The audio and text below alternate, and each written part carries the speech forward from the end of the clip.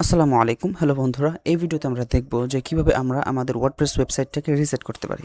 অর্থাৎ আমাদের ওয়েবসাইটে কিন্তু আমরা যখন প্রথম ওয়েবসাইটটা তৈরি করেছি বা ওয়েবসাইটটি তৈরি করা হয়েছে, তখন কিন্তু অনেকগুলো প্লাগইন বা থিম আমাদের কিন্তু ইনস্টল করা আছে।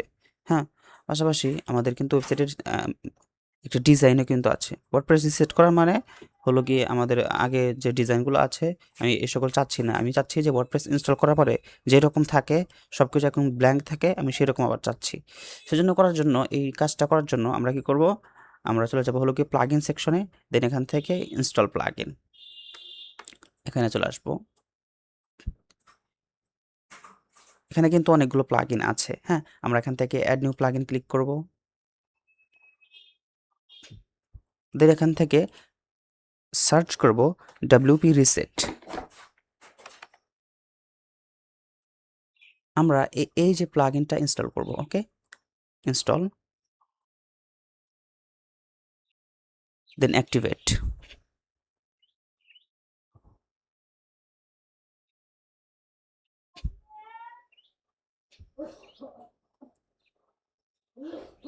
ওকে, আমাদের প্লাগইনটা কিন্তু অ্যাক্টিভেট হয়ে গেছে। ওকে? সো এবার আমরা কি করব? এবার হলো আমরা এখান থেকে চলে যাব হলো গিয়ে সেটিংসে। সেটিংস থেকে সরি, টুলস। টুলস থেকে এই যে দেখতে পাচ্ছেন WP রিসেট। এখানে আমরা চলে আসবো।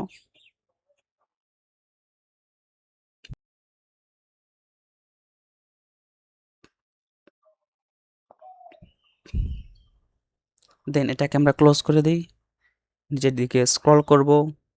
এই রিসেট ট্যাবে থেকে নিচের দিকে স্ক্রল করব। দেন এখান থেকে দেখতে পাচ্ছেন যে এটা হলো গিয়ে প্রো ভার্সন, এই যে ফ্রি। হ্যাঁ, সাইট রিসেট। এটা হলো গিয়ে আমরা এটা অন করে রাখতে পারি, অফ করে রাখতে পারি। অর্থাৎ এই পুরো ওয়েবসাইটটি যখন রিসেট হবে, তখন এই প্লাগইনটি অ্যাক্টিভ থাকবে নাকি অ্যাক্টিভ থাকবে না, এখান থেকে আপনি আরকি সিলেক্ট করতে পারবেন। ওকে? সো আমরা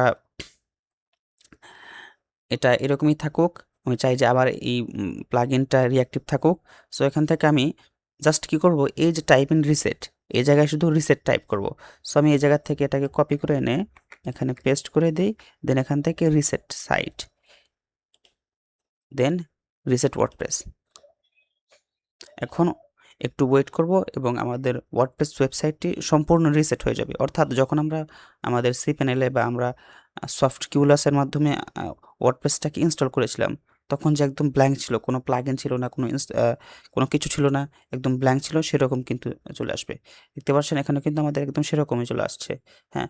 আমাদের এই পেজের ভিতরে কোনো পেজ নেই। তারপরে হলো গিয়ে পোস্টের ভিতরে কোনো পোস্ট নেই। হ্যাঁ? প্লাগইনে কিন্তু নেই।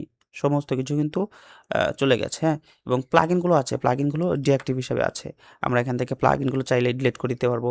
সো আমি যদি এখানে আসি, আসার পরে এই সমস্ত প্লাগইনগুলো দেখতে পাচ্ছেন, আমি এখান থেকে সবগুলোকে সিলেক্ট করলাম।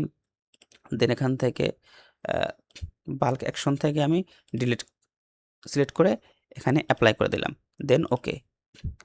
তাহলে কি হবে? এই সমস্ত প্লাগইনগুলো আরকি একদম ডিলিট হয়ে যাচ্ছে। হ্যাঁ? এখান থেকে আমি এই প্লাগইনটাকে ডিলিট করে ফেলি। ওকে?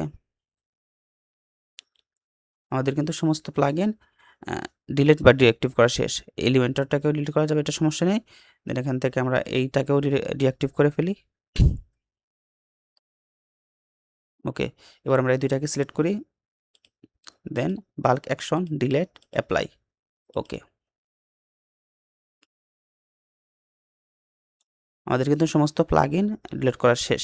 এখন আমাদের ওয়েবসাইটটা সম্পূর্ণ ব্ল্যাংক হয়ে গেছে। আমরা যখন ওয়ার্ডপ্রেসটা ইনস্টল করেছি ১ম, তখন যেরকম ছিল আবার সেরকমই হয়ে যাচ্ছে।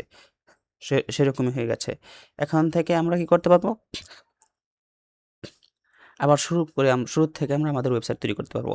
আমরা যদি এখান থেকে ভিউ সাইটে ক্লিক করি, তাহলে দেখতে পারবেন যে আমাদের সাইটটা কিন্তু একদম ব্ল্যাংক। ১ম আমাদের 2025 যে থিমটা ছিল, সেই থিমেরই কিন্তু ডিজাইনটা রয়ে গেছে। সো এই ছিল ভিডিও। এই ভিডিওতে আপনারা দেখেছেন যে কিভাবে আমরা আমাদের ওয়ার্ডপ্রেস ওয়েবসাইটটাকে একদম রিসেট করতে পারি। সমস্ত ডিজাইন, সমস্ত কিছু একদম শুরুর মতো করতে পারি। ওয়ার্ডপ্রেস ইনস্টল করার পরে যেমন ব্ল্যাংক ডিজাইন থাকে, ঠিক সেরকম আমরা করতে পারি। সো দেখা হবে পরবর্তী ভিডিওতে। আসসালামু আলাইকুম। চ্যানেলটাকে অবশ্যই সাবস্ক্রাইব করবেন কিন্তু।